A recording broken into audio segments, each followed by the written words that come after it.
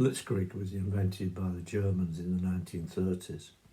It was an enormous, wonderful innovation, and broadly speaking worked like this.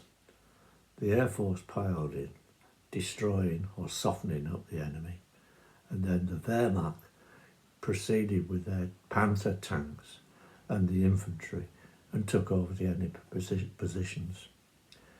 It was designed very much with the North German plane in mind.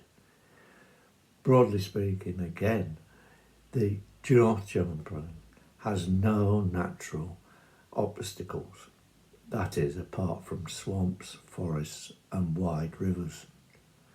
As a consequence, when Germany attacked Poland, the attack was incredibly successful and the war was over in 3 weeks. Hitler followed the normal German tactic of having limited aims, and once completed, they stopped. Later, in the spring and summer of 1940, they repeated the tactic in Western Europe and conquered the whole of Western Europe in 6 weeks.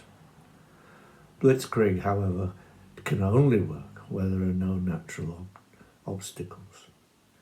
When the tactic was used in Britain, the Blitz part, the lightning part, destroyed lots of parts of East London and some cities such as Coventry, Plymouth and parts of Liverpool.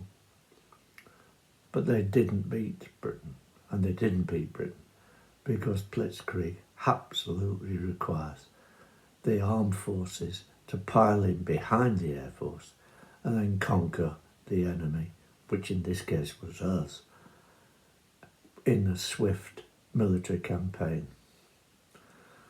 Blitzkrieg is used in modern warfare too, and so the Israelis, when they conquered Gaza, used precisely that tactic, and currently, in May 2026, are doing it again in South Lebanon.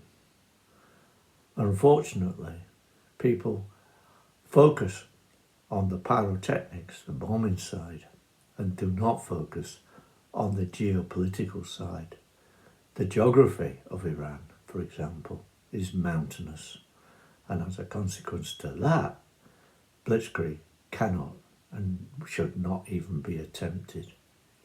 There is no chance whatsoever that the Americans will win in Iran using bombing, and so their bombing tactics are a futile effort.